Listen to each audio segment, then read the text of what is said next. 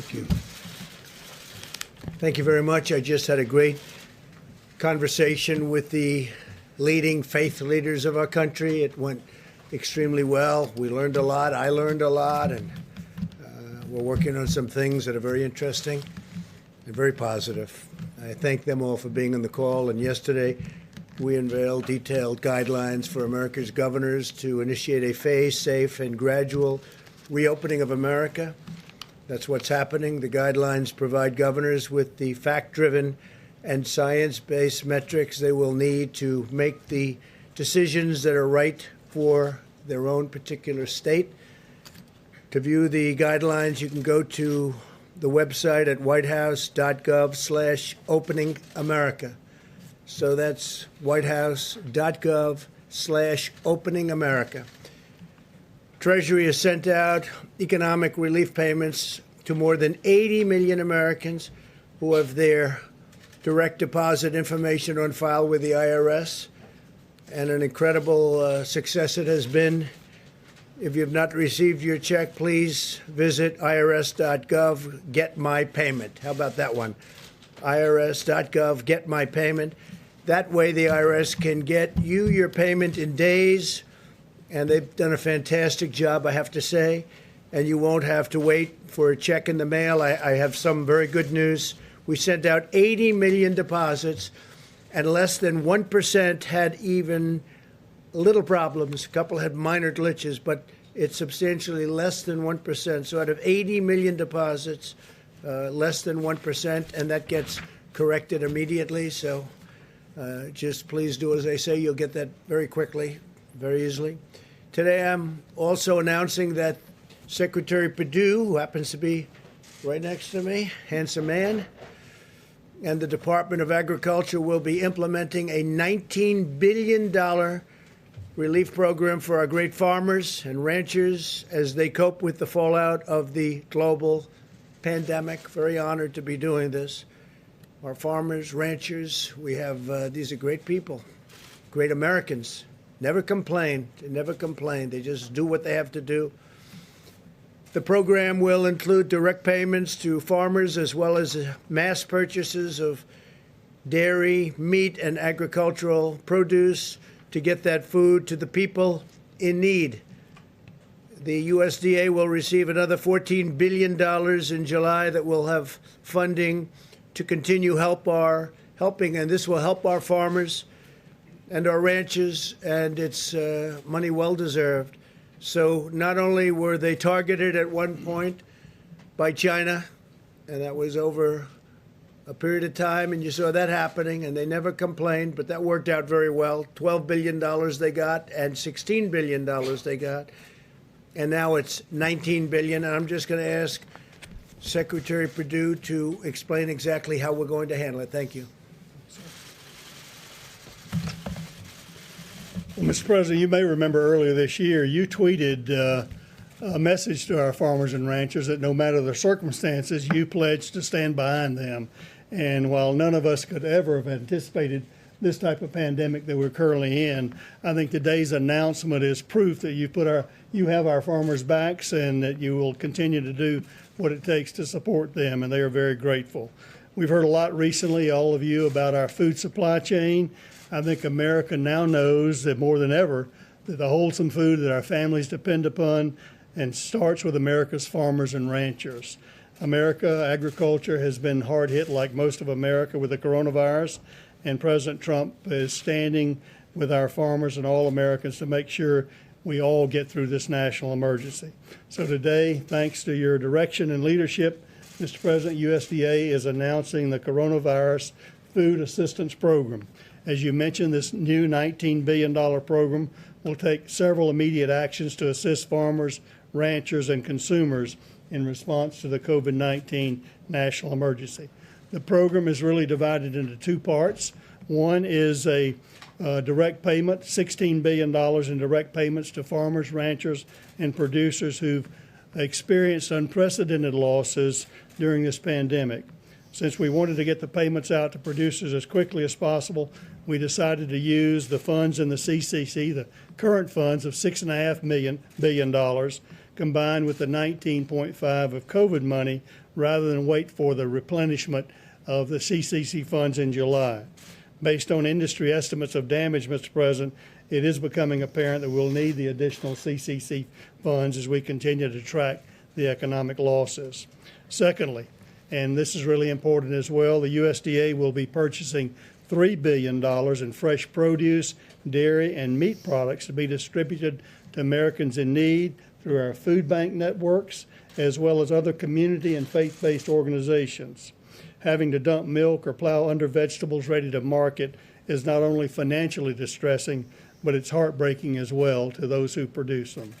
This program will not only provide direct financial relief to our farmers and ranchers, Mr. President, but will allow for the purchase and distribution of our agricultural abundance in this country to help our fellow Americans in need. So in recent weeks, we've seen, all of us have seen the heroic patriotism of our food supply chain workers that have shown day in and day out doing the work to serve the needs of fellow Americans. Our farmers have been in the fields planting and doing what they do every spring to feed the American people, even with the pandemic as we speak. I want to thank you, Mr. President, for your unwavering support. They want to thank you for your unwavering support for America's farmers and ranchers, and I want to commit to you, Mr. President, and to the American people that USDA will do everything in our power to implement this program as quickly and as efficiently as possible to help our farmers, ranchers, producers, and consumers during this great time of need. So thank you very much for having me here today, and God bless you, God bless America, God bless American agriculture. Thank you very much. Thank you, Sonny. So our great Secretary of Agriculture was the governor of Georgia for 8 years, and the only reason he isn't still there, frankly, is that he was term limited. And I said, let's get him for agriculture. You've done a fantastic job. We want to thank you very much. 8 years at Georgia. We really appreciate it. Great job. Even as we prepare to rebuild our economy, America continues to wage an all-out medical war to defeat the invisible enemy. To date, we have conducted more than 3.78 million coronavirus tests, by far the most of any country. It's not even close. In the hardest hit areas such as New York and Louisiana, we've also tested more people per capita than South Korea, Singapore, and every other country. The United States has the most robust, advanced, and accurate testing system anywhere in the world. As of yesterday, we have distributed nearly 660,000 Abbott IDs. Now, that's an incredible test. It's called the ID Now Point of Care Diagnostic Test, and it's fantastic. It's the hot one. Problem with this business is it's a hot one till about 2 days from now, because we do have a saliva test that just came out, and that can be self-administered, and it's said to be fantastic. I want to thank Abbott Laboratories. They have been incredible. I want to thank Roche. They've likewise been incredible. Over the last several days, we've seen a dramatic increase in the number of tests conducted by hospitals and academic institutions, which have now performed nearly 600,000 tests. There's a tremendous amount of unused capacity in the states available for governors to tap. We have tremendous unused capability within those laboratories, and I hope the governors are going to be able to use them. The governors are responsible for testing, and I hope they're going to be able to use this tremendous amount of available capacity that we have. It's up to 1 million additional tests per week. When you think of that, in the next few weeks, we'll be sending out 5.5 million testing swabs to the state. Swabs can be done easily by the governors themselves. Mostly it's cotton. It's not a big deal. You can get cotton easily, but if they can't get it, we will take care of it. Yesterday, the FDA announced a new collaboration with United Health Group, the Gates Foundation, Quantigen, and U.S. Cotton to greatly expand the supply of essential swabs, including a new polyester Q-tip type swab for the coronavirus testing. All of these actions will help our testing capability continue to grow dramatically. So we're helping people even with swabs. We get ventilators. We're now the king of ventilators. We have hundreds of thousands under construction. We don't need them ourselves. The governors are in great shape. If we do, we have a great stockpile that we'll immediately send to the state in need. But we've handled that situation incredibly well. I hope people understand it. I wish the media would get the word out. What we've done in ventilators is amazing because they're big, expensive, and highly complex. We're speaking to other countries. I spoke to President of Mexico today, a great gentleman, and I told him that we are going to be helping him out with ventilators, helping Mexico out, and we'll be helping some other countries too. We have a lot of very high-level, high-quality ventilators, and they're here, and they're also being manufactured as we speak. Following the announcement of our reopening guidelines, there have been some very partisan voices in the media and politics who have spread false and misleading information about our testing capacity. It's totally false and misleading, demonstrating a complete failure to understand the enormous scope of the testing capabilities that we've brought online. And we started really from ground zero. We started from really being very, very outdated and obsolete as a country from the past. And I will say this, if they didn't understand it, it's just really, unfortunately, I hate to say this because we've been getting along very well, but it would be false reporting because they understand the capability. And it's going to be up to the states to use that capability. The states have local points where they can go. The governor can call the mayors, and the mayors can call representatives, and everybody. Everything is perfect. And that's the way it should work and always should work. We'll help New York and all of the other states get even better on their testing. We have to get even better. And some people think a little bit differently. There are areas where you have vast amounts of area where you have very few people and almost no people are infected. And those places will be looked upon differently by different governors. And I think you're going to have a lot of news coming out about that over the next few days. I think certain states are going to come online, and they're going to start the early stages of the puzzle that we're putting together. And it's going to be together sooner rather than later. A lot of really incredible things are happening. And at some point in the not-too-distant future, we're going to have our country back. And it's going to be, I think, really, with what we're doing on stimulus and helping people keep their businesses together and their lives together and their jobs, it's going to be better than ever before. I hope so. I really do. The current conversation is reminiscent of what happened on ventilators. You remember that, when requests were made far beyond what was objectively needed. We were hearing from a certain state, and we were hearing from a lot that they needed far more ventilators. In one case, they wanted 40,000 ventilators, 40,000. It turned out that they had plenty, and they had a number of about 7,000 or 8,000, and that was plenty. We supplied them with a lot, but that was the right number. We got it just about right. And if they did need more, we're ready to give more. But I think the surge seems to be over. And there are a lot of governors just doing a great job, and they're working with us, but we're all working together. The research and development that we've done at the federal level has been absolutely incredible. The media will be accepting of these figures when they get to see the end result. I think they're going to see it, and I think they're already seeing it. That includes not only ventilators, but beds. We built, in most cases, far more than they even needed. But we wanted to err on the side of caution. This is what the governors wanted. They wanted a certain amount in Louisiana. I spoke with the governor, had a long talk with him, and I said, "Do you think you'll need that final hospital?" And they actually didn't need it. We built a lot of beds, so I appreciate it from the governor. And we saved building a hospital. In New York, we did, I think, just a spectacular job at the Javits Center. And even sending the ship up we brought it into COVID, but they didn't really need it.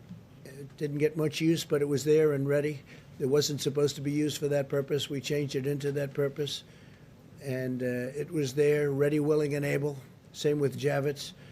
But they didn't quite need the rooms that the beds that we produced. So we produced almost 2,900 beds, and I think I'd rather tell you that we were over-prepared than we were underprepared. And that was a good faith effort by New York, I have to say that. A very good faith effort, but it's nice that we didn't need that. Instead of needing it, it was not very occupied, but it was ready to go. Still there should something happen, but I think they have it under very good control. As you'll hear from our experts today, we've already built sufficient testing capacity nationwide for states to begin their reopenings. And I think you'll be hearing a lot about reopenings in the coming weeks and months.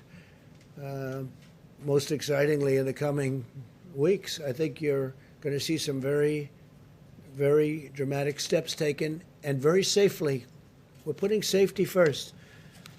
We may be opening, but we're putting safety first. And when you look at the numbers, when you look at the possible number of deaths, 2.2 million people, and it could have very well been that. It could have been more. Frankly, I've been looking at numbers where it could have been higher than that. 2.2 million people dying. If you figure we lost 500,000, maybe 600,000 in the Civil War, 2.2 million people. A minimum, if we did nothing, would have been 1.6. If you cut that in half, you're talking about 800,000, 900,000, a million people dying. But we did a lot of work, and the people of this country were incredible, I have to say. And I think we're heading to the other category, and that would be if we did work and if it was successful. They had between 100,000 and 220,000 to 240,000 on the upside. And I think we'll be substantially, hopefully, below the 100 number. And I think right now we're heading at probably around 60, maybe 65,000. And one is too many. I always say it, one is too many. It's a horrible thing that happened to our country. There's a horrible thing that happened to 184 countries all over the world. There's a horrible thing, and there was no reason for it. It should never, ever happen again. In a few minutes, you'll be hearing from Dr. Redfield, Dr. Fauci, Dr. Birx, and Admiral Guar to explain these facts in really great detail. Earlier this week, the FDA authorized 2 new antibody tests, which is very exciting, that will determine if someone has been previously infected with the virus, bringing the total to 4 authorized antibody tests already. This will help us assess the number of cases that have been asymptomatic or mildly symptomatic, and support our efforts to get Americans back to work by showing us who might have developed the wonderful, beautiful immunity. Ultimate victory in this war will be made possible by America's scientific brilliance. There is nothing like us. There is nobody like us, not even close. I wish I could tell you stories what other countries, even powerful countries, say to me, the leaders. And they say it quietly and they say it off the record, but they have great respect for what we can do. And our country is at a point. A few weeks ago, think of it, 4 or 5 weeks ago, we were at a level that nobody had ever attained. The best job numbers we've ever had, the best economy we've ever had. Every company virtually was doing better business than ever before. The stock market was at all-time highs. And then one day they said, you got to close it up. And we did the right thing. We saved maybe millions of lives by doing it the way we did it. But we're paying a price, but that price is very unimportant compared to the number of lives we're talking about. The NIH and others are conducting clinical trials of 35 different therapies and treatments. Therapies being so exciting to me, because that's really like, if something happens, you're going to get better reasonably quickly and without such a horrible deal as some people have to go through. To that end, today, NIH announced that it is launching a public-private partnership with more than a dozen biopharmaceutical companies. They're HHS, FDA, CDC, and the European Medicines Agency. They're all working together. We're working together with a lot of other countries. The partnership will marshal and coordinate the vast resources, knowledge, assets, and authorities of more than a dozen organizations and agencies to accelerate development of the most promising therapies and vaccines. The vaccines are coming along really, really well. Johnson & Johnson is very well advanced. One thing is they have to, we're having great great success, but we have to test them, and it takes a long period of time. It takes probably over a year, unfortunately, but therapies likewise are coming along very, very well. Therapies are immediate when we get that. That'll be a big day. We're also equipping our medical warriors on the front lines. In total, we have the Project Air Bridge, and the Air Bridge has been incredible. The National Strategic Stockpile and every other channel the federal government has deployed. If you think about this, 44.5 million N95 masks, nearly 524 million gloves, 63.5 million surgical masks, and more than 10 million gowns. And we have 500 million masks coming in very soon between manufacturing and orders. 500 million masks. The last few months have been among the most challenging times in the history of our nation. This invisible enemy is tough, and it's smart, and it's vicious. But every day we're getting closer to the future that we all have been waiting for. I talk about the light at the end of the tunnel. We are getting very, very close to seeing that light shine very brightly at the end of that tunnel. And it's happening, and I want to thank everybody in the room. I want to thank I actually want to thank some of the media. We've had some fair coverage, some really fair coverage, and I appreciate it. What I'm going to do is I'm going to introduce our great Vice President, Mike Pence, and he's going to take over for a little while. I'm going to leave, and I'm coming right back, and we'll take some questions. They're going to go over our tremendous testing capabilities. And again, I'll be right back. Thank you. Thank you very much.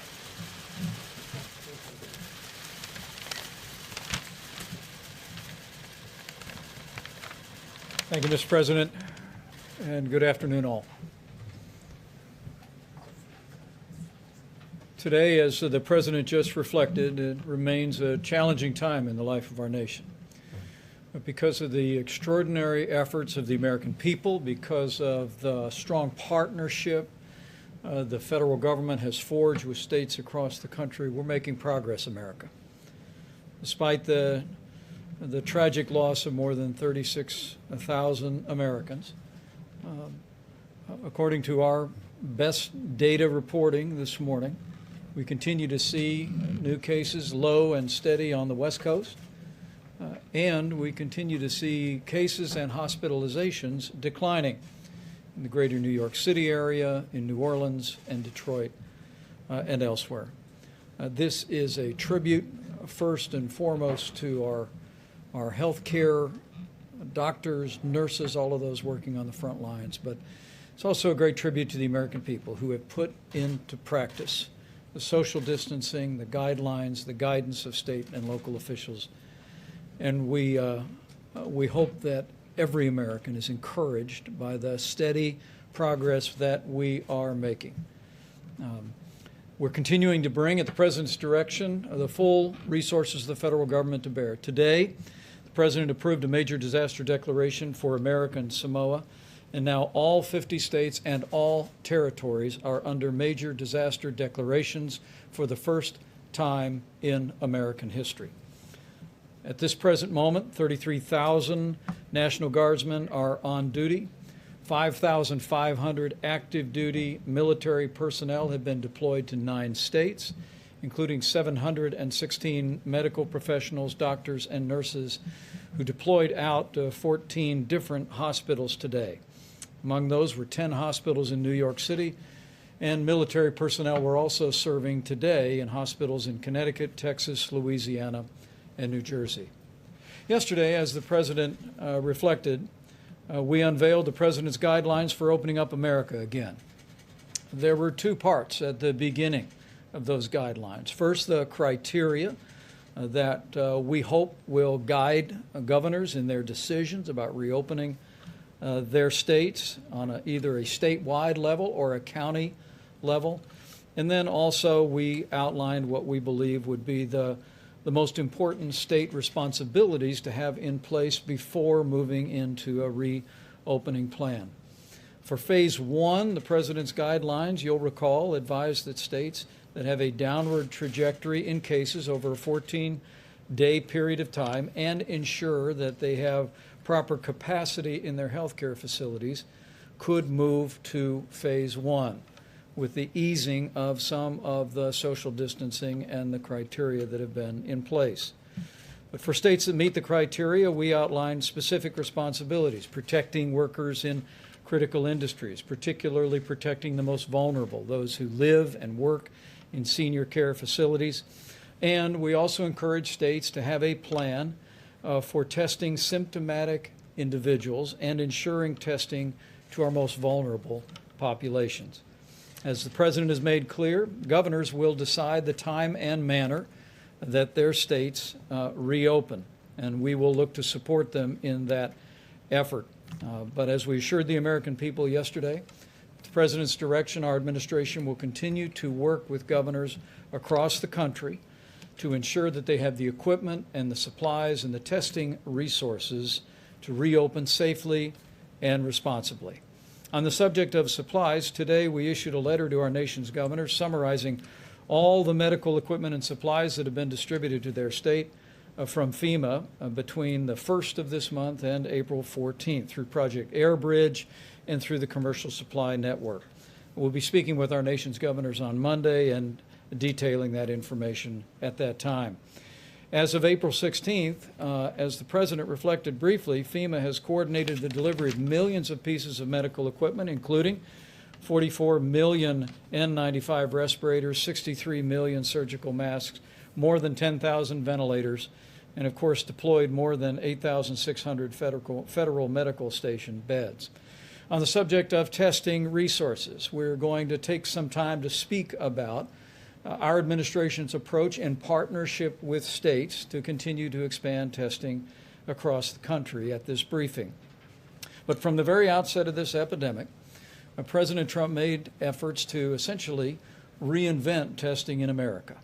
The traditional testing in this country that takes place at CDC or at state labs was designed for basically the kind of diagnostic testing that is routinely required. But the President early on in this effort brought together the leading commercial labs in America. We forged a public and private partnership.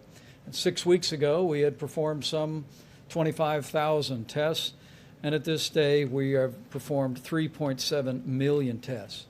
We believe that labs and hospitals are now performing more than 120,000 tests a day, and we've actually stood up a team from Walter Reed under the direction of Dr. Deborah Birx that is working around the clock to identify additional testing capacity across the country. We believe that states could actually more than double the amount of daily testing that is happening today by simply activating all of the labs. And Dr. Birx will detail some of those resources today, and we'll be going over those very specifically with governors on Monday. We've also been promoting the development of new and innovative tests. We all know about the 15-minute Abbott test, but the FDA is currently working on an antibody test that literally could add 20 million new tests to our supply even before the end of April. I want to assure the American people that we're going to continue to work with your governors and with your state health officials to scale testing in the days ahead. But as you'll hear from all of our experts tonight, our best scientists and health experts assess that states today have enough tests to implement the criteria of phase one if they choose to do so. Let me say that again. Given the guidance in the President's new guidelines for opening up America again, states that meet the criteria for going into phase one and then are preparing the testing that is contemplated by going to phase one, our best scientists and health experts assess that today we have a sufficient amount of testing to meet the requirements of a phase one reopening if state governors should choose to do that. And you'll hear more detail on that in just a moment. At the President's direction, we're going to be presenting an outline of our approach to testing in partnership with states during this briefing. Our approach will continue to be locally executed, state managed, and federally supported. Dr. Fauci will give us a brief introduction to the overall approach to testing that is contemplated to deal with the coronavirus. Dr. Redfield of the CDC will describe our plan to mobilize CDC officials in all 50 states to specifically monitor coronavirus incidents that occur in every state in the union. Of course, Dr. Deborah Birx will describe not only our tests, but also the current capability and the capability that we could expand to very readily. And Admiral Giroir of the U.S. Public Health Service will summarize our approach. But I want to assure the American people that at the President's direction, we are going to continue to work every single day to make sure that our states and communities have the testing they need to reopen at the time and manner of their choosing. And we're going to work every day to make sure our states have the resources and the supplies to reopen their states and reopen America in a safe and responsible way. With that, Dr. Fauci.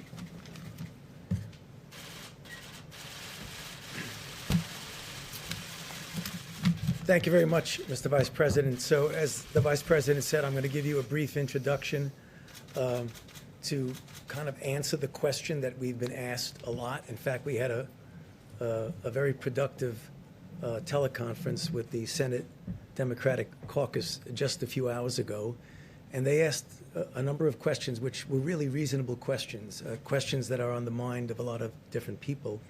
And one of them was the question that was just posed a moment ago, is are there enough tests to allow us to be able to go through this first phase in a way that is protective of the health and the safety of the American people? So I just want to spend a couple of minutes clarifying a few things and maybe providing some information on a broad 40,000 foot, which you'll hear some of the more granular details from my colleagues who will be following me. I think they asked me to give the 40,000 foot one because I'm not a testing person. I didn't run a testing lab, but I'm part of a team that is looking at this, of how we can best make sure this happens in the right way. So first of all, let me say something that we've said before, and I apologize if I'm repeating things that you already know, but I think in some respects it's important to do that so that people have clarity in what we're talking about. There are two general types of tests, even though within each general type there are different subgroups. One of them is to actually test for the infection. Is a person infected? The other, and I'll get back to that in a second, the other is to test, as was just mentioned, if someone has been infected. Usually someone has been infected who has recovered, and as I'll get to in a moment, that you could assume, although we need to do some more work on that, that that person is actually protected against subsequent exposure and infection with an identical organism. So what are some of the pluses and minuses of each? Because the pluses and minuses are really going to impact how we best use the test and how the test actually should be used. So let's take the test for whether or not you're infected. The test of whether or not you're infected is a test that right now is called a nucleic acid test. It's not an easy test to do. There are some that are more rapid. There are some that have a high throughput. There are different groups within that. The good news about that is that it's a sensitive and specific test, so that if you're infected, you know you're infected, so that, as I'll get to in a moment, if you need to do something with that, get that person, put them in care, take care of them, get them out of circulation. That's important. The part about that I think is often misunderstood is that if you get a test today, like I did today, it's negative. If you get a test today, that does not mean that tomorrow or the next day or the next day or the next day, as you get exposed perhaps from someone who may not even know they're infected, that means that I'm negative, which means if you take that to its extreme, in order to be really sure, you would almost have to test somebody either every day or every other day or every week or what it is to be absolutely certain. That's an issue. Now, the problem that I talk about when I try and compare this to other situations with what testing means to you. As I think most people know, have been involved in HIV/AIDS for 38 years, 39 years, from the very first week of HIV. So that's what I do.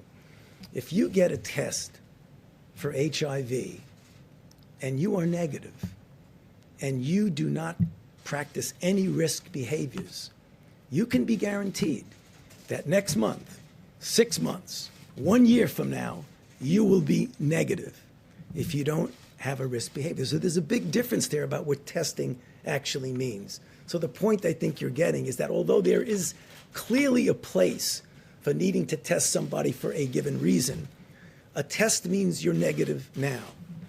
Now, the other test is an antibody test, a test that tells you, in fact, that you've been infected. That's really good. You're going to hear a bit about that from my colleagues in a moment, because that will give you a broader view of two things. One, what the penetrance of the infection had been.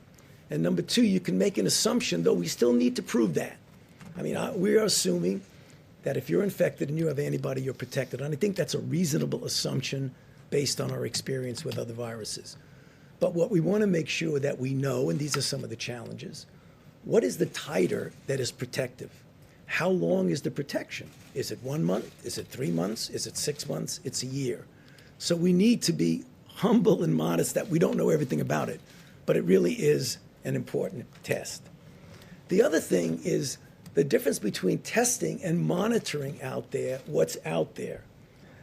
The difference between what we really need it for phase 1 is to be able to identify, isolate, contact trace, a very important part of when you're pulling back gradually and slowly on the mitigation, and you have people who might be infected. You want to know they're infected. You want to put them in care. That is something that we absolutely need to do. But there are other ways. I want to make sure people understand that not to underestimate the importance of testing. Testing is a part, an important part, of a multifaceted way that we are going to control and ultimately end this outbreak. So please don't anyone interpret it that I'm downplaying testing. But the emphasis that we've been hearing is essentially testing is everything, and it isn't. It's the kinds of things that we've been doing, the mitigation strategies that are an important part of that. Now, just a couple of things before I hand it over to my colleagues. No doubt that early on we had a problem. I have publicly said that we had a problem early on. There was a problem that had to be corrected, and it was corrected. It was a problem that was a technical problem from within that was corrected, and it was an issue of embracing the way we have now and should have the private sector, who clearly has the capability of making and providing tests at the level that we will need them for any of the things that I've just spoken about. So, having said that, right now, I totally understand, and I'm not alone, my colleagues understand, that although we say there are X number of tests out there, and you're going to hear from Admiral Giroir about that, the fact is there have been and still are situations that are correctable and will be corrected, and some of which have been corrected. I know I get on the phone a lot with my colleagues because, believe it or not, some long time ago, I was where they are, in the hospitals, in the emergency room, looking at very sick individuals that you need to take care of. And I know what it means when someone tells you, hey, you have what you need, and you look around and you say, well, maybe you think I have what I need, but I don't really have what I need. So we have to figure out, how do we close that gap? And there are a lot of things that I think we've learned and that we are correcting and going to correct. Namely, you have a situation where tests are needed and appropriate, and either people have found there's no tests, or there's no reagents, or there's no swabs, or a person needed a test and were told that there was a restriction. They couldn't get a test. These are all the things that I'm telling you, you already know because you've heard them. So right now, or there's a delay of 5 to 7 days. And what does that mean if you want to get somebody out of circulation? We understand that that existed, but upon careful examination, what you are going to hear, that many of those have been already corrected and other of those will be corrected. Because what I think people don't appreciate through no fault of their own is that there are two issues. There's supply and demand. And if you have a supply that can meet the demand, but the supply is not connected to demand, then supply-demand falls apart. What do I mean by that? I mean there is existing capacity that we have that for one reason or other maybe has not been fully communicated as to the availability of that existing capacity, and you're going to hear about that now. There's production capacity that gets better and better and better. And that's what we're talking about, because for what we need now, we believe that with better communications, we'll be able to make that happen. So I know there's going to be a lot of questions about that. I don't want to go on too long, but let me just finish by saying, given what I've just said and what I believe what you're going to hear, that for what we need in the first phase, if these things are done correctly, what I believe they can, we will have and there will be enough tests to allow us to take this country safely through phase one. Thank you. Thank you, Dr. Redfield. Thank you, Mr. Vice President. I want to make a few comments here. First, I want to talk a little bit about CDC has developed multiple systems to monitor disease outbreaks. I think many of you are familiar, for example, how we monitor for foodborne illness or how we monitor for antibiotic resistance in hospitals. Well, we've also developed a system to monitor for upper respiratory tract disease. If I can get the first slide there. This is an example because when we talk about what we know about this current pandemic, the reality is we know a lot because we've developed these monitoring systems. Up on the slide is a system that we've developed initially for flu, and what it does, as you can see, there's a multiple different flu seasons, and they track them over the course of a year. I want you to look at the red line, and that happens to be this year's respiratory season.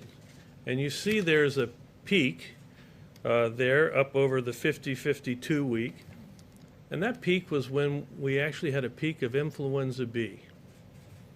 This year was a little different because after that, viral syndrome came down, and you can see it, that actually we had another peak, and that's when influenza A was active through our country. And you can see influenza A started to drop, but then you saw a third peak. That peak was, you were looking at the coronavirus 19. So we have systems all the way down to the county level that we can see where there's respiratory tract illness. And so it's not just taking a test, it's monitoring these systems that have been developed over decades. And we have multiple ones. We have another one that is monitored in emergency rooms, looking at syndrome diagnosis. And they show the same thing. So we're well equipped to monitor to see when respiratory tract viral disease will come, and becomes a very good surrogate for when you can begin to understand that we need to start looking more etiologically about what's going on. You can see now in week 15, we're really coming down to the baseline background in terms of our flu surveillance system from the overall coronavirus situation right now.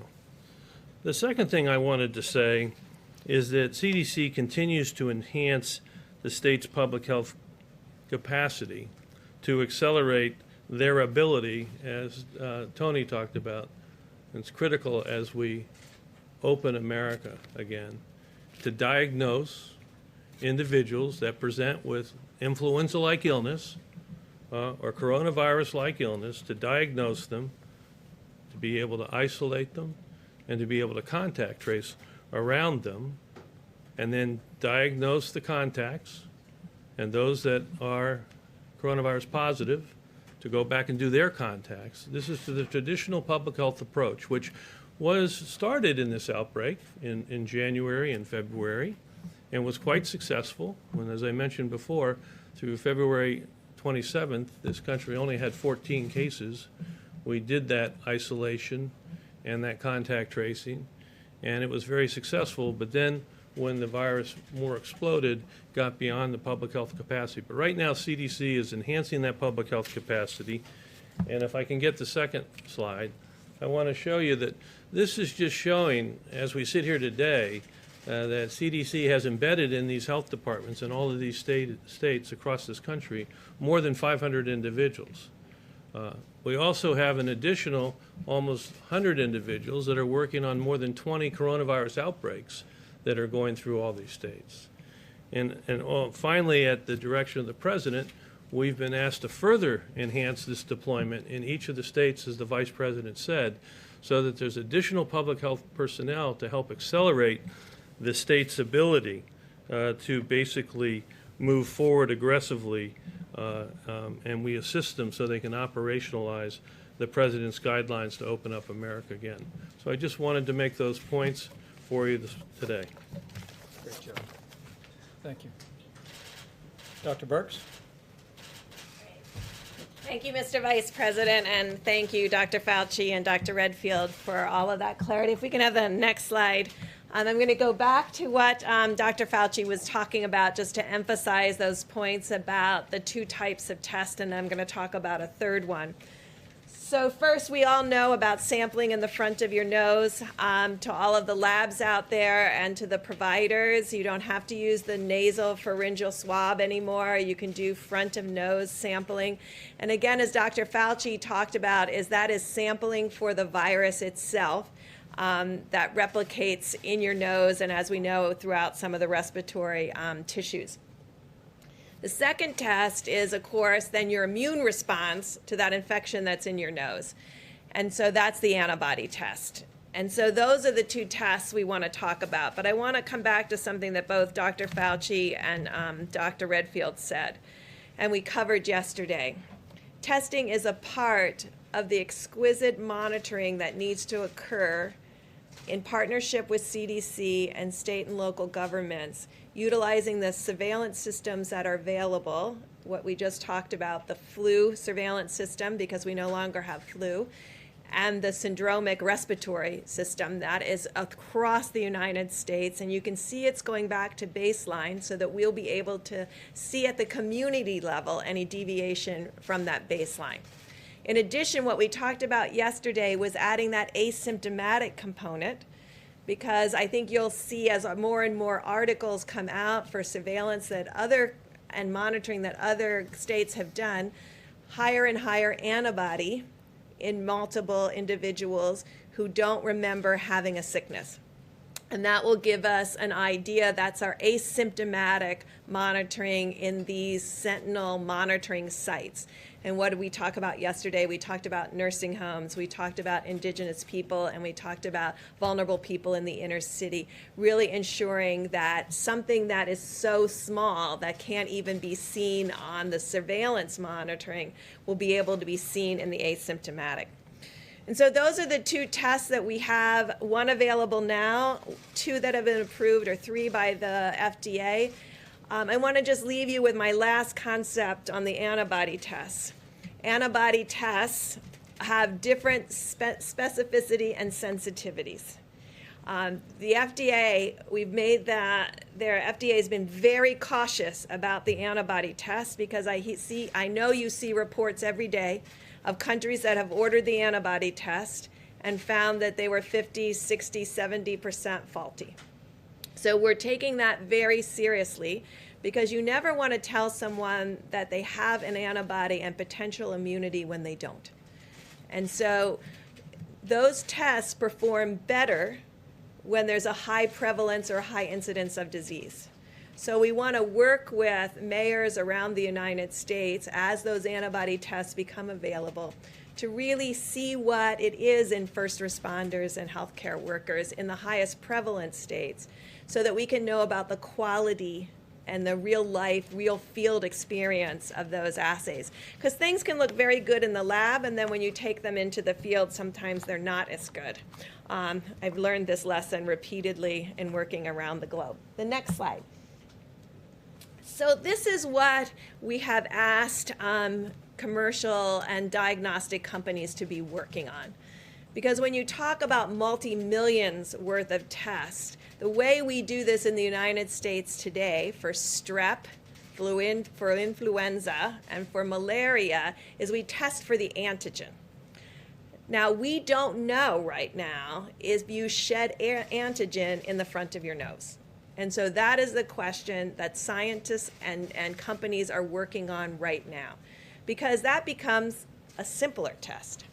Now, the flu test, I think many of you will look it up tonight. You will see that outside of the flu season, because of the specificity of the test, it doesn't work so well. So these are tests we're working on today that would be like a screening test, because if you're positive on it, it's a good test. But it may miss that you actually have the flu. So then you would move into what we call the nucleic acid test. So we're trying to build an algorithm of tests that bring the full talent of the science of the United States into the reality of the clinic. And so bench to clinic. And so this is what we're working on for the future. Next slide. So as I promised both the senators and the governors, this is the United States' current platform capacity. Designated as high and low throughput. And what do I mean by that?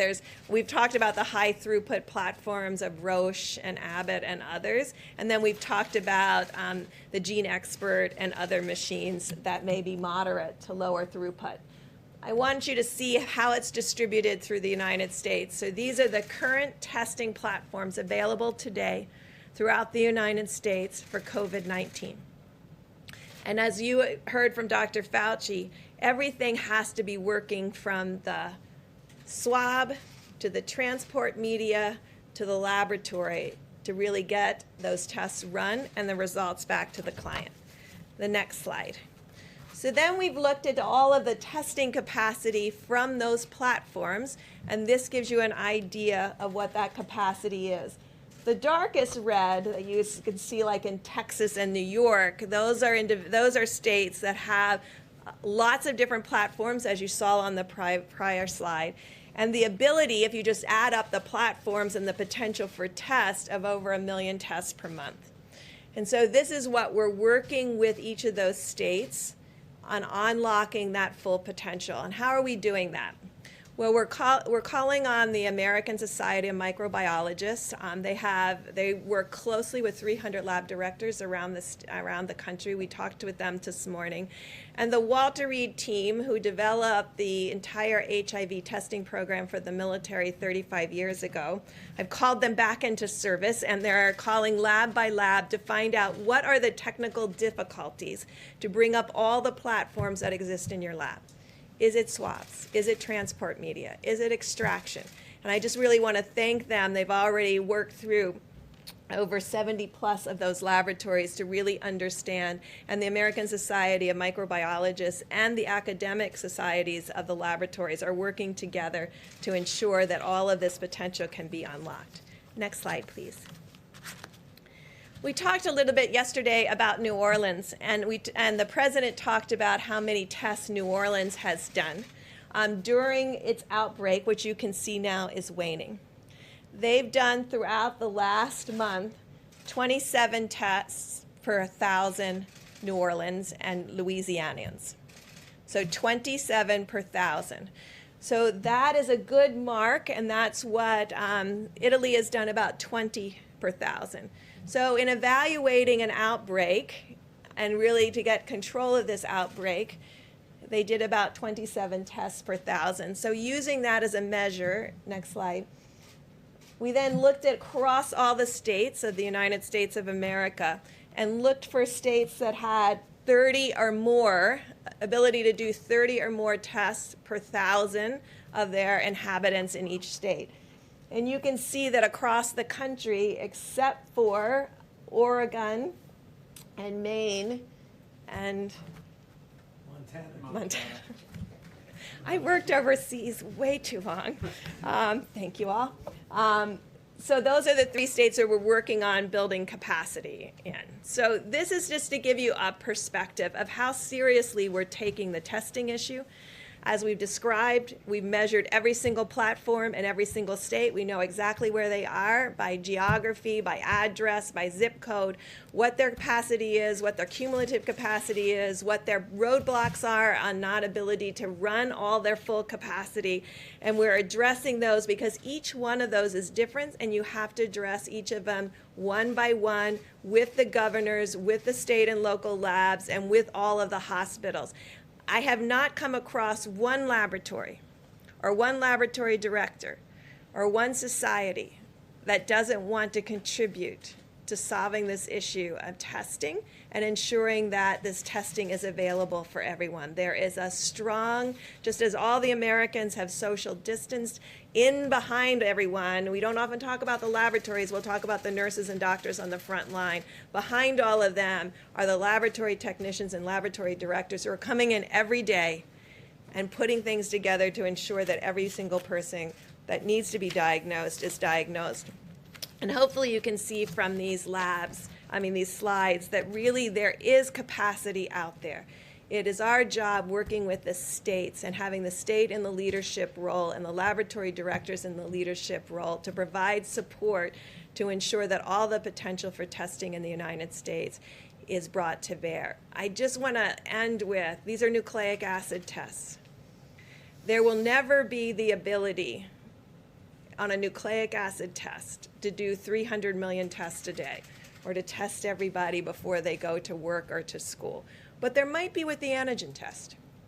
And so that's why there's a role for nucleic acid tests, there's a role for antibody tests, and there's a role for the future development of these other key tests to bring the full ability to the United States. And so when we finish this, we'll be talking to all Americans, because there's other tests that other Americans should have. And I think this has really brought to light the importance of diagnosis. And we'll talk to you further about hepatitis C and TB and other things that we can do to ensure every American is healthy, because I think this has really raised the awareness among all Americans about how you do tests for different kinds and different parts of your disease state, and what is long-lasting immunity and what may be long-lasting immunity, and what is a nucleic acid test and what an antigen test is. And with that, Admiral Giroir. Great. And let me amplify one point as the Admiral steps forward to conclude the remarks about our approach and the efforts we put underway. Governors across the country have been working very closely with us to roll out the level of testing that we have today. And all the information we presented to you is going to be reviewed in the days ahead with all of our governors. Our objective is to connect every one of America's governors and state health officials and to all of the labs that are currently able to do coronavirus.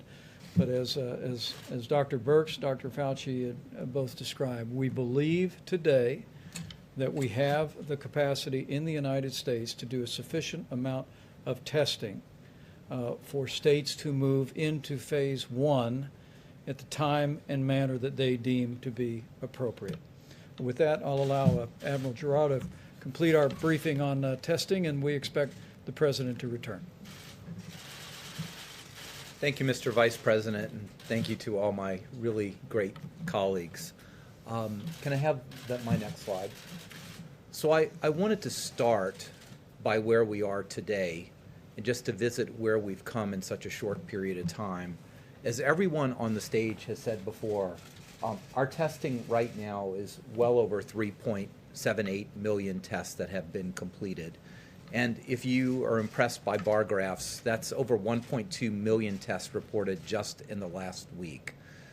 Ambassador Birx talked to me a little earlier, and she said, you know, we only do about 2 million molecular tests a year for HIV, something that's been developed for 35 years.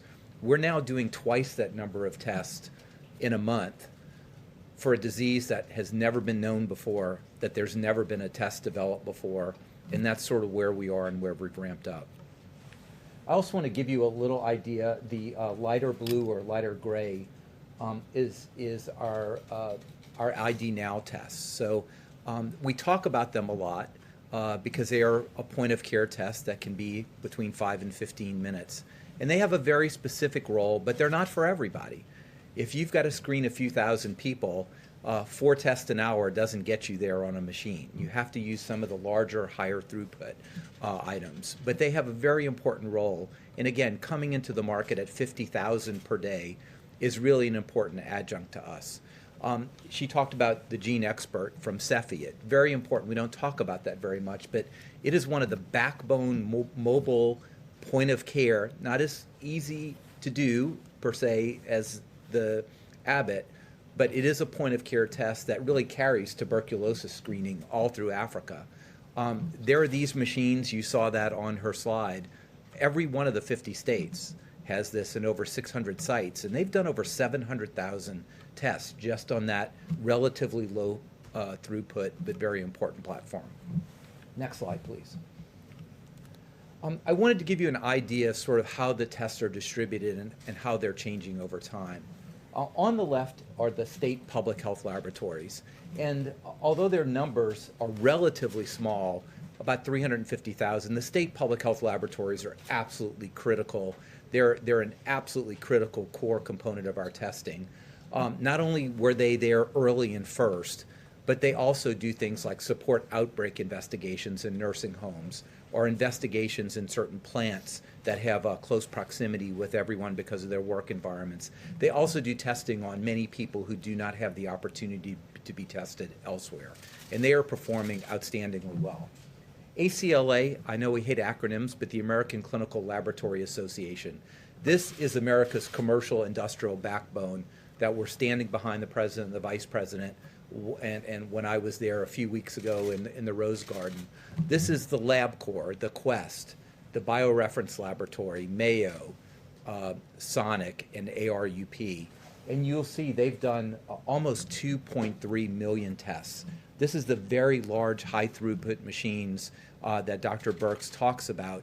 And I want to be clear about this group is that it doesn't matter where you are. I just took one of the largest labs and I said, map out for me where you are within 10 miles of where you are, every site in the country. And when you do that, within 10 miles of a site of one of these, 93% of the U.S. population is covered. These are truly national reference labs that cover almost everybody within the United States. So if you cannot get a test at your hospital, the chances are overwhelming that you could send this to these labs that are fully caught up now. They have no backlog of tests. They've ramped up their production, so their turnaround time is about 48 hours because you may need to transport it from the middle of America out to a lab and result that. But that's really very, very, very good.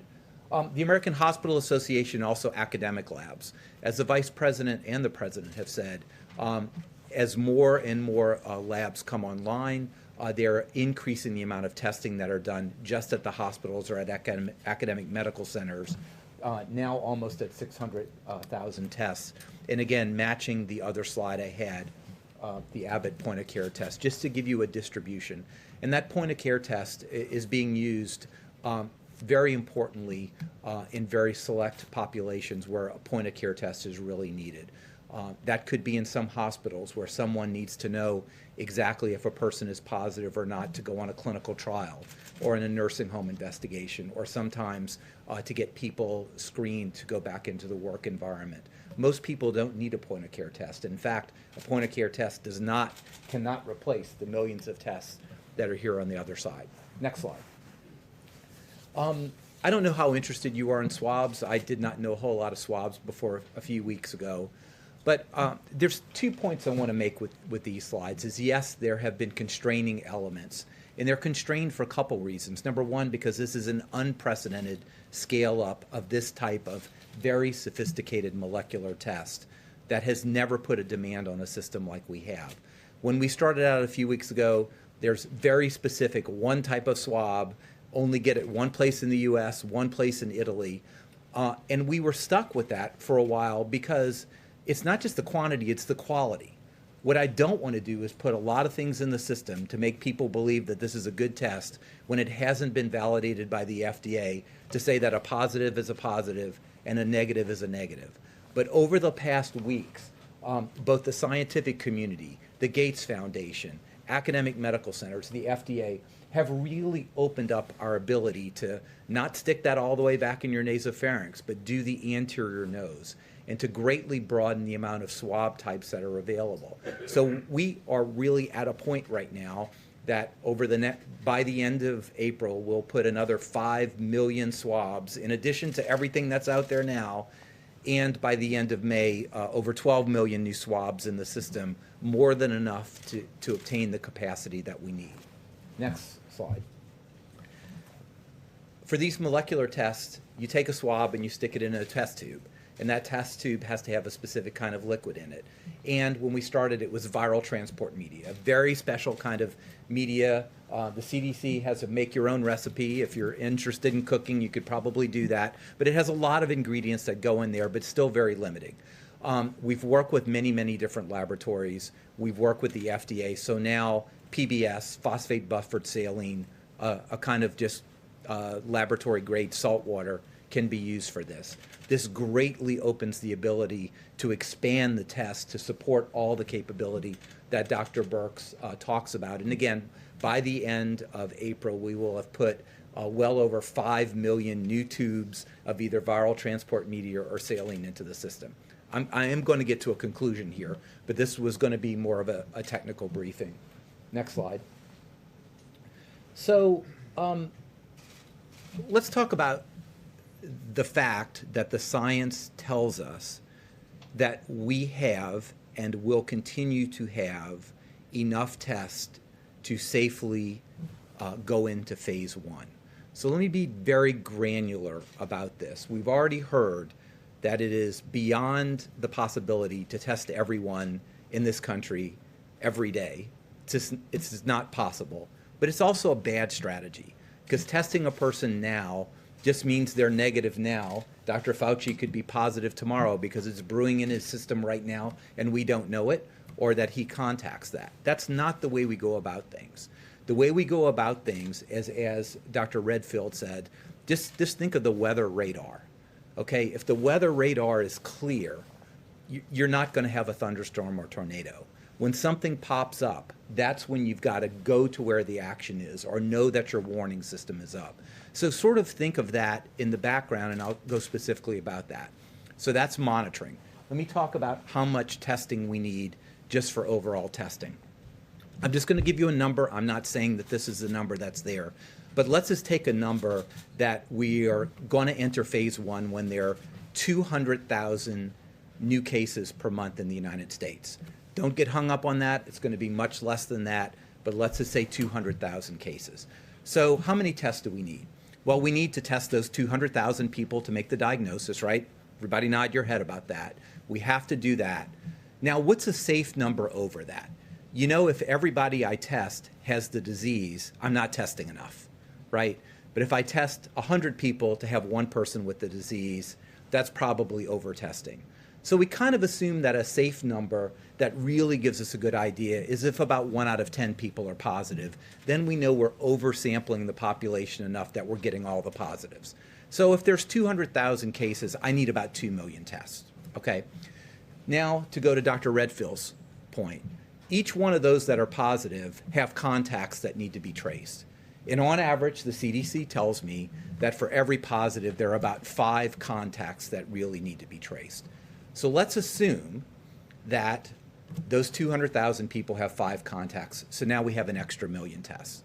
So 2 million tests out there to detect the 200,000 cases, an extra million out there to trace those contacts. So we're up to about 3 million cases. If you want to put a fudge factor, say that's 4 million tests, okay?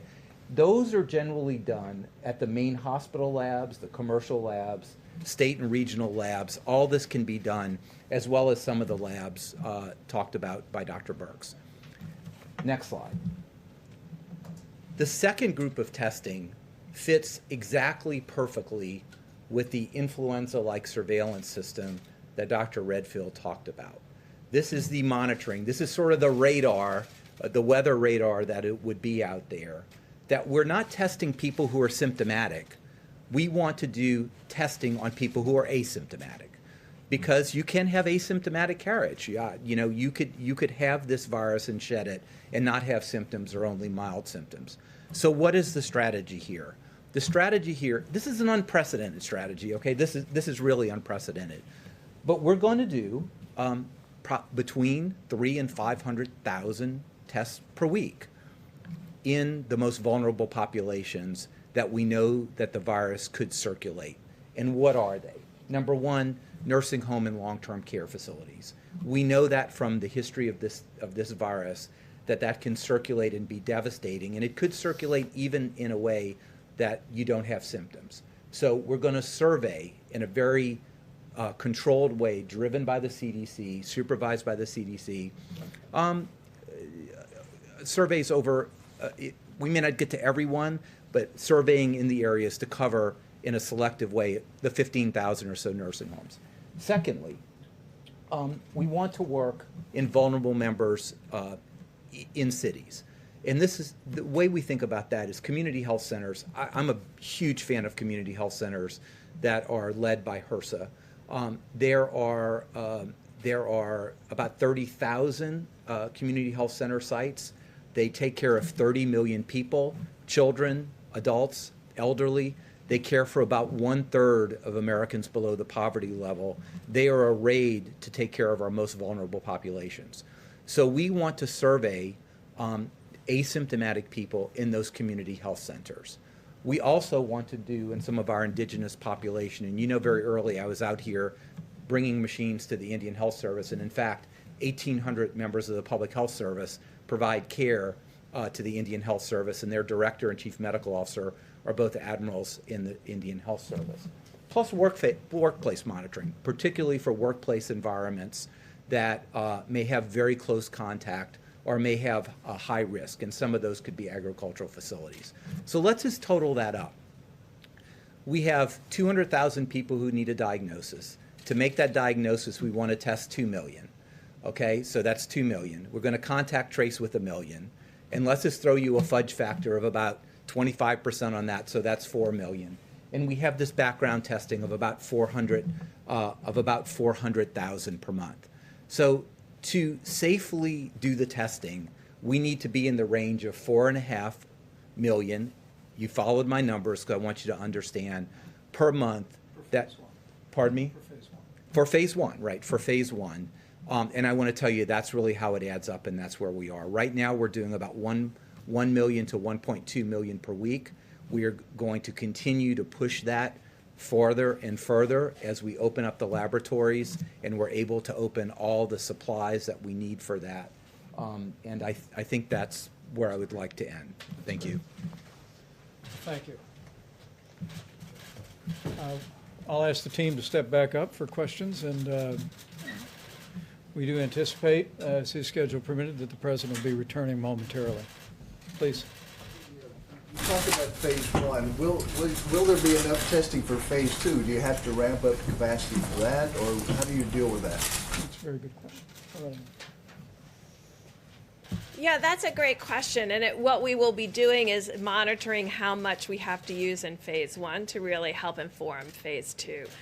Because the really unknown in this, to be completely transparent, is asymptomatic and asymptomatic spread. And so if we find that there's a lot of asymptomatic individuals that we find in this active monitoring in what we are very much concerned about, the most vulnerable, then we will have to have increased testing to cover all of those sites. And as we've made clear to the governors and other health officials, we're going to continue to scale the testing. As the president's made clear, we want governors and states to manage the testing operations in their states. We've given criteria, we've given guidance for how we think that would best operate. But we're looking for the states, we're looking for the governors to manage it. But in the midst of that, all these great experts working with all these great facilities are going to continue to use that great American ingenuity to scale and increase the availability of testing for states to be able to implement as they move closer and closer to that day the president speaks of often, where we reopen America and put all of America back to work. Mr. President? You did well. They all did well, I think. I'll bet they did. Please, go ahead. Mr. President, thank you. Earlier today, Jay Inslee said that your tweets encouraging Who said this? liberation, Jay Inslee said your tweets encouraging liberation in Michigan, Minnesota, Virginia were fomenting rebellion. Wondering how that squares with the sober and methodical guidance that you issued yesterday. in Well, I terms think of we real- do have a sobering guidance, but I think some things are too tough. And if you look at some of the states you just mentioned, it's too tough, not only relative to this, but what they've done in Virginia with respect to the Second Amendment is just a horrible thing. They did a horrible thing, the governor. And he's a governor under a cloud to start off with. So when you see what he said about the Second Amendment, when you see what other states have done, no, I think I feel very comfortable. Go ahead. Thank you, Mr. President. Just to be clear, when you talk about these states, Michigan, Minnesota, Virginia, do you think that they should lift their stay-at-home orders, or can you talk sort No, of but I specific? think elements of what they've done are too much. I mean, it's just too much. You know the elements because I've already said, but certainly a Second Amendment and Second Amendment having to do with the state of Virginia, what they've done in Virginia is just incredible.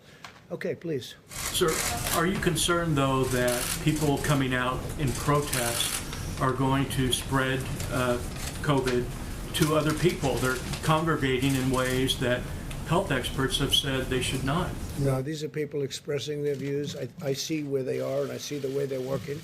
They seem to be very responsible people to me.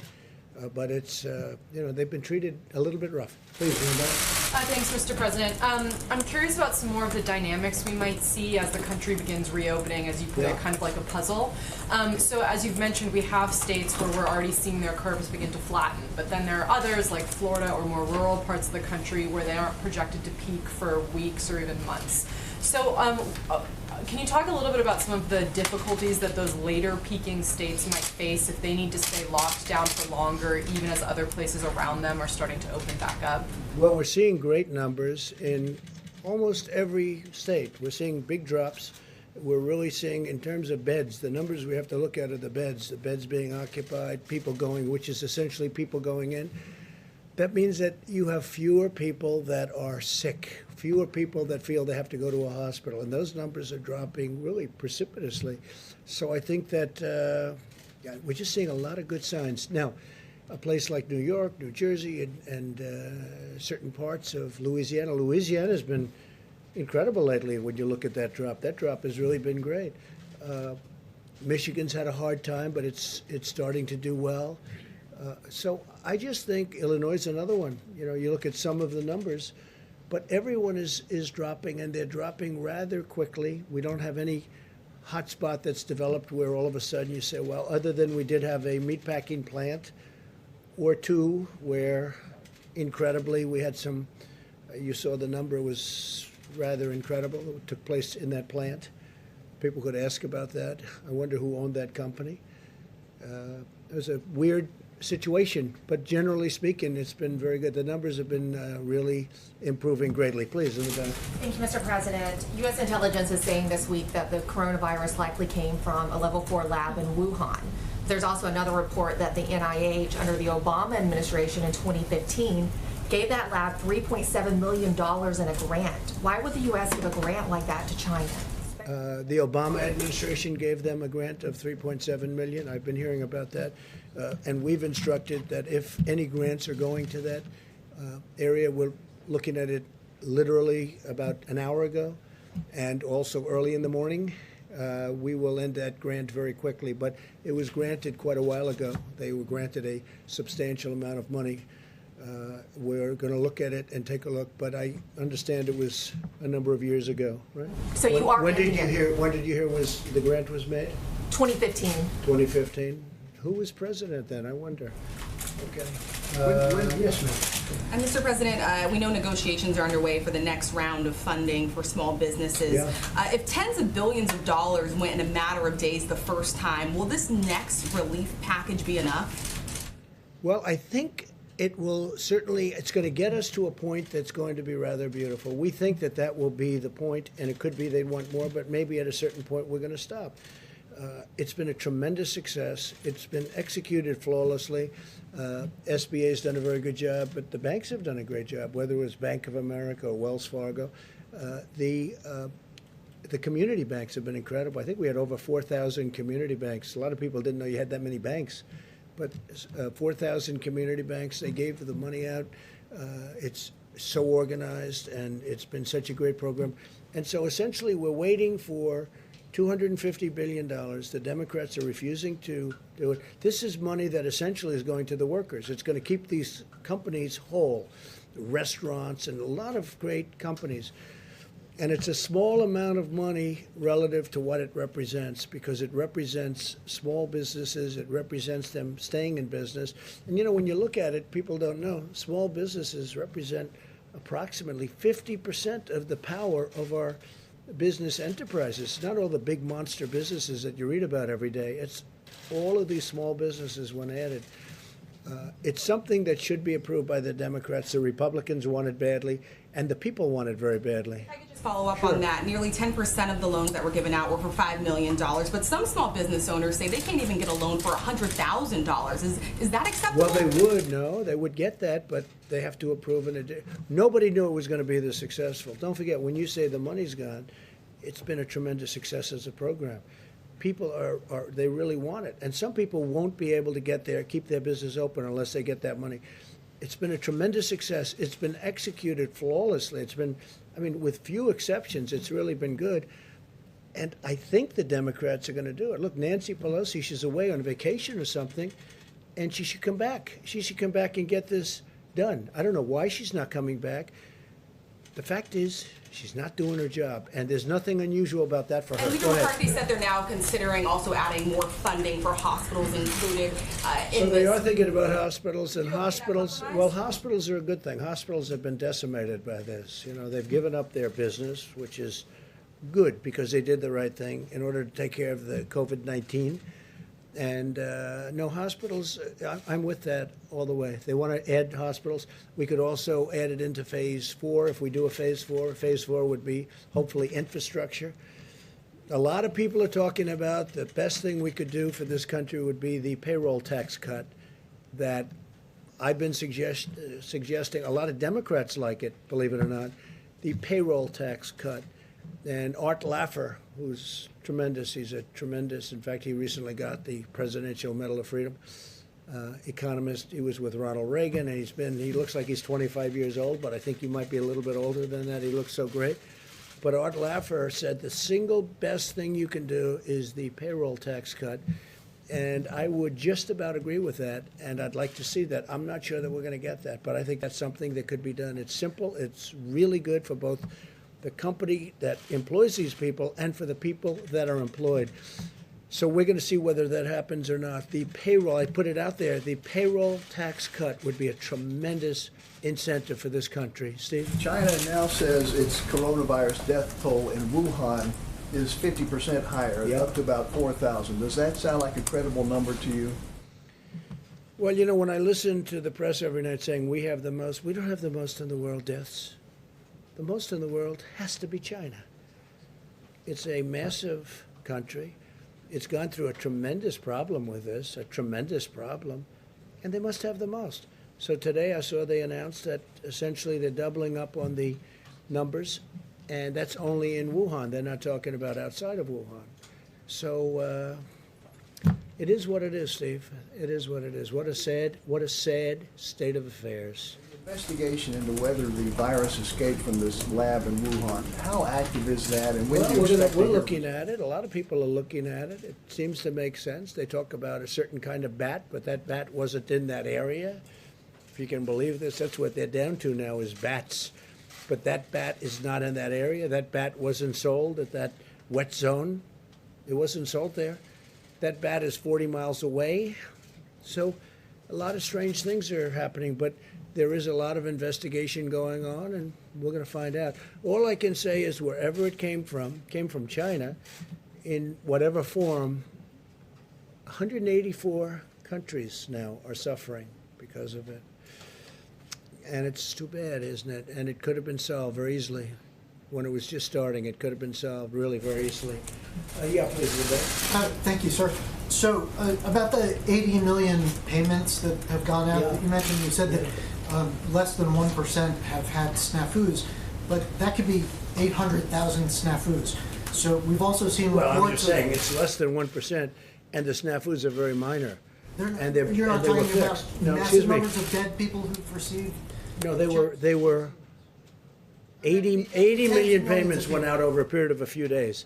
And they caught certain mistakes that they made, but this is a tiny amount of mistakes. I can tell you mistakes that were made in government where wrong countries were signed, okay? 80 million, this has been a tremendous success. And any mistake that was made, they've been caught. And it's less than 1%. That's a very good percentage, I can tell you, for government. I mean, how about the Obama website, the Obamacare website, where they spent $5 billion on building a website that you could have built for peanuts? Okay. If money went out to deceased people, is the government going to get that back?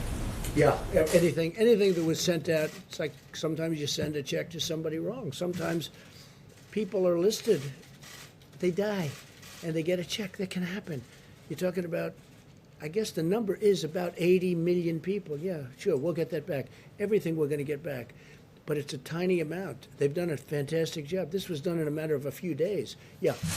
Your campaign said today that they are planning on resuming rallies before the election. Is there a timeline that you're looking at? Would it be restricted to certain states? Have you thought about how that would work? Well, I hope we can do rallies. It's great for the country. It's great spirit. It's great for a lot of things. To me, it's a tremendous way of getting the word out.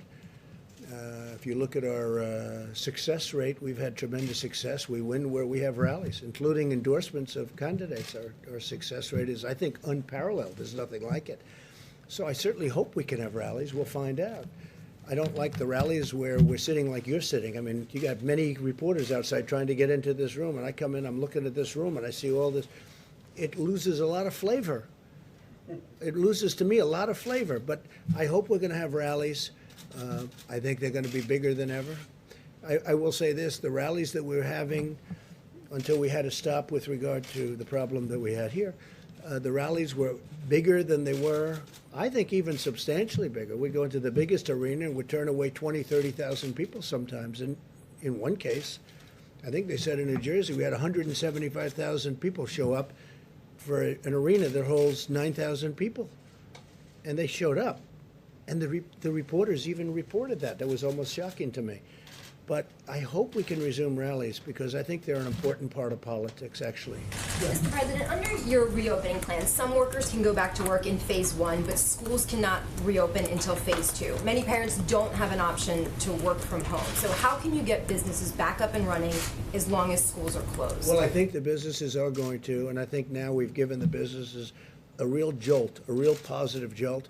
They're able to keep their employees. You know, without the employees, if the employees leave that area, if they leave, you know, who knows where they're going, or if they get another job maybe someplace else, you're not going to have the same business.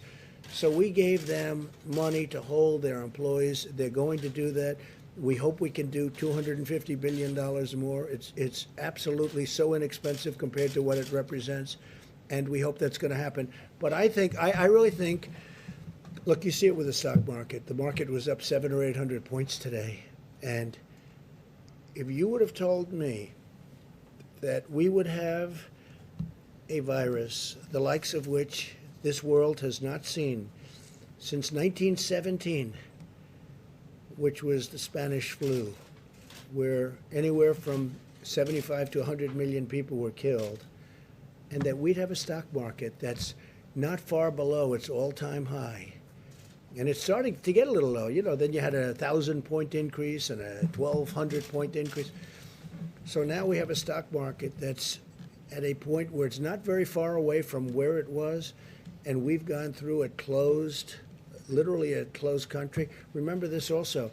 I mean, we have had a closed economy. We had the best economy anywhere in the world by far. We had the best economy we've ever had. And remember this, the dollar is very strong.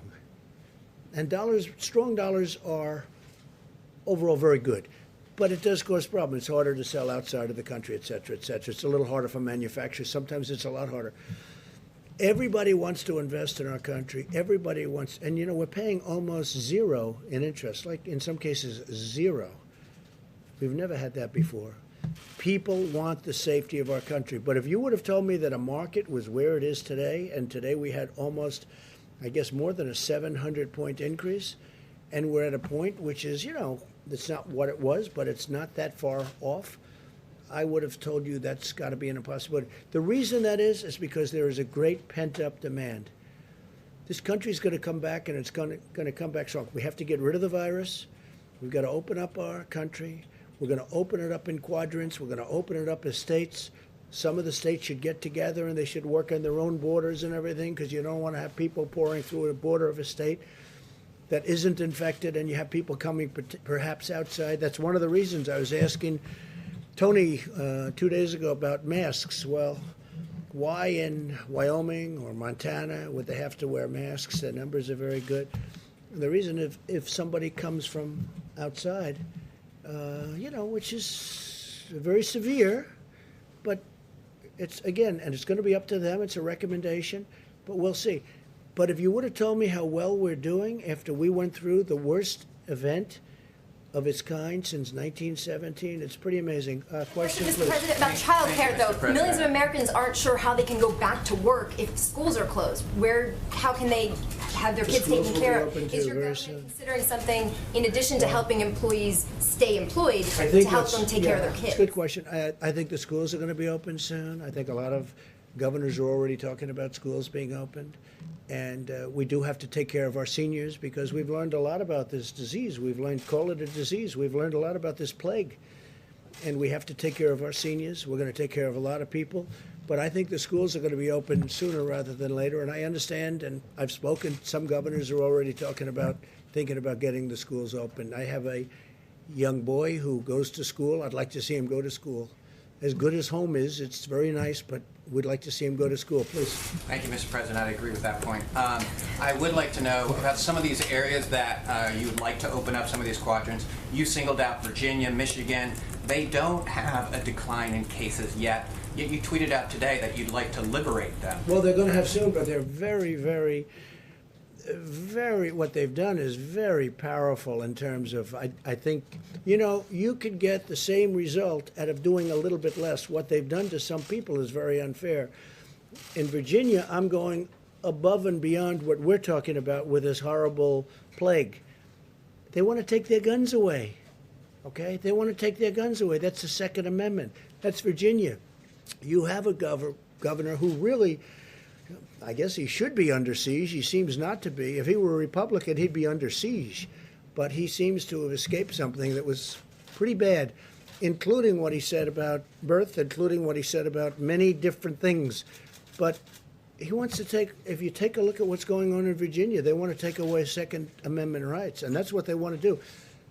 So when you talk about liberate, or if you talk about a liberation, you could certainly look at Virginia as one. Go ahead. Anybody else? Mr. President. Which states are ready to reopen in your mind, and how soon? Well, I don't want to go. I want to leave the governors make that decision. We're watching very closely. If we see something happening bad that we think is wrong, we're going to come down very strong on that. Very, very strong. The federal government has a lot to say. We have a lot to say beyond what anyone understands. And we think, and I've gotten to know many of the governors, many Democrats too. It's Republicans, and I knew the Republicans. I knew some of the Democrats, but I got to know a lot of them. I think it's going to be in the hands of a lot of good people. I think a lot of good people are looking at this, and they want to do what's right, Steve. The Vice President is traveling soon, I think tomorrow, to Colorado. When are you going to be in a position to travel again? Well, they'd rather not have me travel. I think I've been in the White House, I don't know, for months. I don't know what it is, but it's for months. Other than I did leave to say goodbye to our beautiful ship, right? The Comfort, as it left Virginia, where it got out of dry dock. It got out of maintenance very early. It was supposed to be there for 4 weeks. It was there for a few days. Literally, we got it up to New York. I mean, they didn't need it like. Well, I wouldn't say we hoped. I'm glad they didn't need it. They didn't need it. That was a good thing. They didn't need the convention center, 2,500 beds, or depending on your definition, 2,900. We ultimately converted it to COVID. The Army Corps of Engineers and FEMA. The job they did was incredible. But that's a sign that they're making progress in New York. If you look at that, you know, we built it, it was ready, it's there now, it's ready. We converted it to COVID. It wasn't supposed to be for that, at the request of, frankly, our side. Then ultimately we converted it, but there is much less demand. That's such a good thing. I mean, I'm not complaining about that. I think it's a great, that means New York's making progress. Is it important to you that Vice President is going tomorrow? He's going to Colorado? I think he's going to the Air Force to make the commencement, right? Yes, sir. Oh, I think it's great. I think it's great. If he's going to make the commencement, I hear they're going to have a very spread out crowd. Yes, sir. They're going to be, I will say, they are going to be socially very good. They're going to be very far apart. That'll be very interesting. I think I'm going to watch that one. No, they're going to be, they're going to have a good spread, a good distance apart. I spoke to Mike about it. No, I think making the commencement speech, I'm doing it at West Point, which I look forward to. I did it last year at Air Force. I did it at Annapolis. I did it at the Coast Guard Academy. And I'm doing it at West Point. And I assume they've got it. And I understand they'll have distancing. They'll have some big distances, so it'll be very different than it ever looked. Do I like the look? No, I don't. And eventually, next year, they'll have a commencement which will be like it's been, like when people like this, our great admiral who's done such a great job, when he graduated from where he graduated, me too, we're nice and tight. And that's going to happen again. I don't want people to think that this is going to be like this forever, but for a period of time, we're going to have to keep it that way. That includes baseball games and football games and other things. But eventually, as this virus goes away, it's going to be better and better. Director, it's going to be better and better, and we're going to get our lives back to the way they were. You know, one thing that bothers me, a couple of restaurateurs called, and they said, I mean, sir, I barely made a living with 150 seats. Now, if I do what they want me to do, I'll be down to 25 seats. And I can't. I said, yeah, but you're not going to be there forever. And he didn't really know that. He thought that they were going to take 150 seats, move it down to 25 to 50 seats, depending on the way he laid it out. He said, don't worry about it. Eventually, you're going to be back to the scene that you used to have, which was, look, I could tell you about, and I'm not going to do it because I didn't want to bring it up, but I could tell you about events that took place, and I said things like, you'll never do that again, or you'll never do this again, or I don't even want to mention the events. I don't want to mention what you're supposed to be doing. Because, and you know, one of them was so horrible. I said a certain industry will be out of business, never happen again. 2 weeks later, it was like nothing ever happened. Hopefully, we get rid of this. We have tremendous talent up here and all over, including governors, including local governments, state governments. I look forward to the time, to me, when we can really normalize. But normalizing is being back to where we were. Yeah, please, go ahead. Mr. President, some of your allies are calling for China to be stripped as host of the 2022 Olympics. Wondering what you make of that. Is that something that you would consider, or? So I just made a deal with China where they're going to put in $250 billion of product. They're going to be buying 50 from 40 to 50 billion in farm. I want to see what's happening with China. I want to see how they're doing on it. Are they fulfilling the deal, the transaction? We have a lot of discussions going on with China. Let me just put it this way. I'm not happy, okay? I'm not happy. And I spoke to them, and this could have been shut down a long time ago. They knew it, and we couldn't get in, and in all fairness, World Health couldn't get in, and that's why I wish they took a different stance. They took a very pathetic stance and a very weak stance, but they say they couldn't get in. But ultimately, they got in. They got in much sooner than anybody, but they didn't report what was happening. They didn't report what was happening inside of China. No, I'm not happy with China. Yeah, please. Mr. President, I wanted to ask Dr. Fauci, could you address these suggestions or concerns that this virus was somehow man-made, possibly came out of a laboratory in China? You studied this virus. What are the prospects of that? There was a study recently that we can make available to you where a group of highly qualified evolutionary virologists looked at the sequences there and the sequences in bats as they evolve, and the mutations that it took to get to the point where it is now is totally consistent with a jump of a species from an animal to a human. So, I mean, the paper will be available. I don't have the authors right now, but we can make that available too. Follow-up, sir, on the protest that we've seen of people wanting the economies to open. Does that concern you, though, as a health expert, when you see folks congregate, and are you worried if that's encouraged? Well, I mean, I'm looking at it from a public health standpoint. I certainly can understand the frustration of people, but my main role in the task force is to make recommendations to protect the health and the safety of the American people. And I would hope that people understand that that's the reason why we're doing what we're doing, and hopefully we'll put an end to this. Thank you. And I will say this, I'm very, very satisfied with the decision we made, listening to experts, listening to my gut, the feeling of the Vice President, and really many others when we put it all together. Look, if we didn't do what we did at the time, we could have lost more than 2 million people. I really believe that. I could show you charts of other places that gave it a shot and they're not doing well. And I would show it to you right now. I don't want to embarrass anybody, but they gave that a shot. That's an automatic. I mean, everybody would say, let's do that, until they sit down and start thinking. And we could have lost more than 2 million people. We could have lost more than 2 million. Could have been much more than that, by the way. We have one that says from 1.6 to 2.2, but it could have really been more than that. But I looked at one in particular, one country in particular, that is using the herd mentality, not working out very well. Now, with all of that being said, we have to get back to work. We'll be crossing lines very soon in many cases. In some cases, we're well on the way down.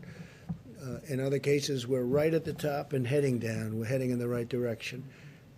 I saw some numbers from New Jersey, which was having a very tough time at starting. He's doing a terrific job, the governor, Phil Murphy, starting to get some really good signs. I looked at some of the New York numbers. They're starting to get, they've been devastated, obviously, but some really good things are starting to happen. So if we would have done something different, first of all, it would not have been sustainable. You would have had people, they would have been furious at you and me and everybody up here. It would not have been sustainable. Because you look at some of the hospitals, as an example, a certain hospital right near where I grew up in Queens, and you had body bags all over the floor of that hospital. You know the one I'm talking about. All over the floor of the hospital. Now multiply that times 12 or 15, because that's the kind of numbers you're talking about, 12 or 15. And it would not have been, there would have been an insurrection. Nobody would have understood that. Whereas right now, nobody can be blamed, and there is no blame. We're all in a situation that was caused, that should have been solved long ago. It could have been solved probably very easily. Look, this is a tough enemy, but probably very easily if a certain country did what they should have done. And we're just starting to learn those facts. But what we did was the right thing. What we did was the right thing. With that being said, we want to get back, and we're going to be opening up states. They're being opened by very capable people. It's also point of sale, as they say in a different business. It's the point, they'll be able to look at that, where the testing is taking place. We're going to help them with the testing. We've developed some tremendous tests over the last little while, and we're going to work with the states, so we're going to help them.